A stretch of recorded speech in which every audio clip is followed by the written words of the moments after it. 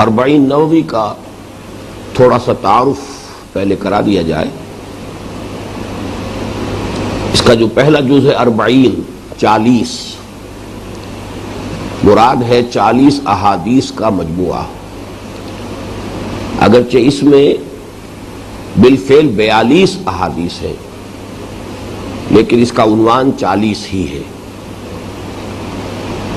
اصل میں ایک حدیث ہے کہ جو اکثر محدثین کے نزدیک ضعیف ہے،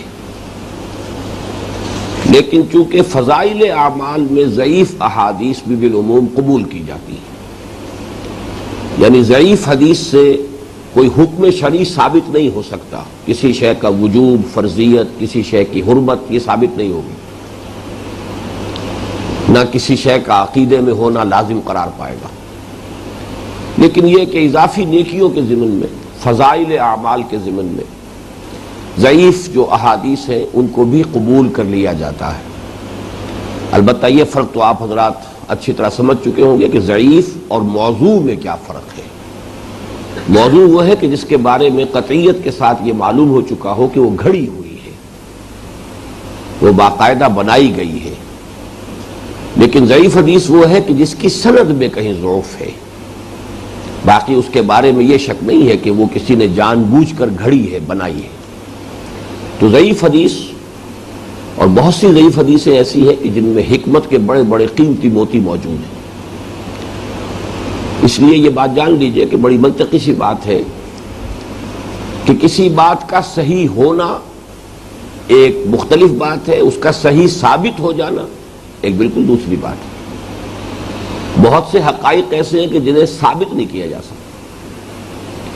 آج کل تو ہمارے ہاں یہ معروف ہے کہ کوئی مقدمہ بھی 100% سچائی کے ساتھ ثابت نہیں کیا جا سکتا، جیتا نہیں جا سکتا، کچھ نہ کچھ جھوٹ اس میں شامل کرنا پڑتا ہے لازماً، تب کہیں جا کر وہ سچی بات بھی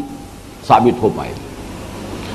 تو یہ جو محدثین نے رحمہم اللہ جو معیارات اپنے بنا لیے تھے، ظاہر بات ہے کہ انہوں نے جو حدیث کسی بھی ان کے معیارات جو ہیں معین ان سے وہ ساقط ہوئی، انہوں نے اس کو قبول کرنے سے انکار کر دیا۔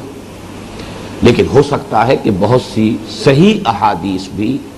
در حقیقت صرف پایہ ثبوت کو نہ پہنچنے کی وجہ سے، سند میں کسی ضعف کی وجہ سے ضعیف قرار دے دی گئی ہو۔ اس وجہ سے ضعیف احادیث سے بہت زیادہ الرجی جو بعض حضرات کو ہوتی ہے وہ صحیح نہیں ہے۔ یہ بات صحیح ہے کہ ضعیف حدیث سے بہرحال کوئی حکم شرعی ثابت نہیں ہوگا، کسی شے کا عقیدے کا لازمی جز ہونا اس سے ثابت نہیں ہوگا، لیکن یہ کہ اگر کوئی علمی بات ہے، کوئی قدر و قیمت کی بات ہے، کوئی حکمت کی بات ہے،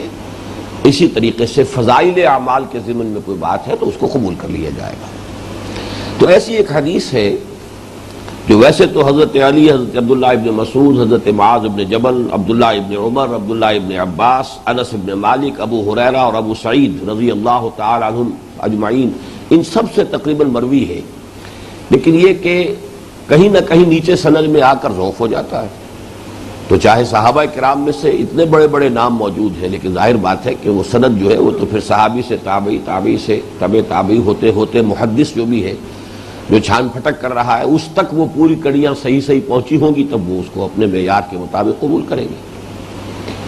اس حدیث کے الفاظ یہ آئے ہیں: من حفظ علی امتی 40 حدیثا من امر دینہا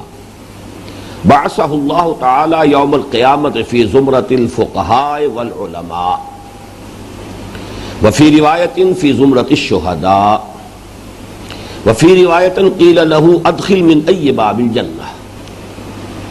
کنز العمال ایک یہ کتاب ہے، حدیث کا مجموعہ ہے، اس میں یہ حدیث درج ہے۔ اس کا عام طور پر ترجمہ یہ کر دیا گیا ہے کہ جس کسی شخص نے، میری امت کے میں سے کسی شخص نے 40 حدیثیں دینی معاملات کے بارے میں یاد کر لیں تو اللہ تعالیٰ اسے قیامت کے دن اٹھائے گا علماء اور فقہاء کے زمرے میں، اور دوسری روایت میں شہداء کے طبقے میں، اور ایک تیسری روایت میں آیا ہے کہ قیامت کے دن اس سے کہا جائے گا کہ جنت کے جس دروازے سے چاہو داخل ہو جاؤ۔ لیکن مجھے اس ترجمے پر تھوڑا سا اشکال ہے کہ حفظہ کے بعد علی آیا ہے، من حفظ علی امتی، اس کا مطلب یہ ہے کہ جس نے یاد کی، محفوظ رکھی، امت تک انہیں پہنچایا. اور ظاہر بات ہے کہ یہ پہنچانا، جیسے کہ حفظ قرآن کے بارے میں جو ایک بہت ہی عمدہ حدیث ملتی ہے کہ اس کا مطلب صرف الفاظ یاد کر لینا نہیں ہوتا تھا صحابہ کے زمانے میں، بلکہ اس کے الفاظ بھی یاد ہو جائیں، اس کا مفہوم بھی معلوم ہو جائے، اس پر عمل بھی کر لیا جائے. یعنی یہ کہ اپنے پورے وجود میں قرآن مجید کو محفوظ کر لیا جائے، حافظے میں بھی، اپنے فہم اور ذہن میں بھی، اور اپنے عمل میں بھی، اپنے سیرت و کردار میں بھی جذب کر لیا جائے، تب وہ حافظ کہلاتا تھا. یہ نہیں کہ جس نے صرف بطن جو ہے وہ یاد کر لیا، پیرٹ لائک، وہ طوطے کی طرح اس کو سنا سکتا ہے تو بس وہ حافظ قرار پائے گا. اسی طریقے سے قاری جو ہے اس دور میں، وہ عام یہ قراء جیسے ہمارے یہاں فن بن گیا اس کو نہیں کہتے تھے، عالم قرآن کو قاری کہتے تھے، قرآن کا پڑھنے والا جو قرآن کا عالم ہوتا تھا. تو یہاں بھی میں سمجھتا ہوں کہ من حفظ علی امتی، اس کے اندر صرف یاد کر لینا نہیں ہے، بلکہ یاد کر کے اس کا افادہ عام، اسے لوگوں تک پہنچانا. اور ظاہر بات ہے کہ اس میں خود بخود وہ بات شامل ہو جاتی ہے کہ اگر آپ کوئی بات پہنچا رہے ہوں گے تو آپ کا عمل اس پر ہونا چاہیے، ورنہ وہ پہنچانا جو ہے اتامرون الناس بالبر وتنسون انفسکم وانتم تتلون الکتاب فلا تعقلون، کیا تم لوگوں کو نیکی کا حکم دیتے اور اپنے آپ کو بھول جاتے ہو جبکہ تم خود کتاب پڑھنے والے ہو؟ تو یہ تو کیا تم عقل سے کام نہیں لیتے؟ تو یہ تو اس کے مصداق ہو جائے گا. تو اس حوالے سے میں سمجھتا ہوں کہ اس حدیث میں جو بات بیان کی گئی ہے وہ بڑی منطقی بن جاتی ہے. 40 حدیثیں من امور دینہا، یعنی امت کے جو دینی معاملات ہیں، دینی امور ہیں، ان سے متعلق 40 حدیثیں حضور صلی اللہ علیہ وسلم کی، وہ اگر یاد بھی کر لی گئی ہو اور ان کو صحیح طور سے مستحضر کیا گیا ہو، پھر ان کو پھیلایا جا رہا ہو، اور ان کو صرف یہ کہ علمی طور پر پھیلایا جا رہا ہو بلکہ عملاً بھی اپنے کردار میں اس کا نمونہ پیش کیا جا رہا ہو، تو پھر یہ کہ اگر یہ جو اس کے اندر ریوارڈ بیان کیا گیا ہے، اس کا جو اجر و ثواب ہے، وہ پھر اس کے ساتھ متناسب بن جاتا ہے، پھر اس کے اندر کوئی بہت زیادہ بڑا جو ہے وہ گیپ باقی نہیں رہتا. تو اس حدیث کے حوالے سے بہت سے علماء نے 40 احادیث کے مجموعے مرتب کیے ہیں، بہت سے. عبداللہ ابن مبارک رحمہ اللہ جو تبع تابعین کے دور سے ہیں، وہاں سے یہ سلسلہ شروع ہوا. سب سے پہلی 40 انہوں نے مرتب کی تھی، پھر ہوتے ہوتے تقریباً ہر یوں سمجھیے کہ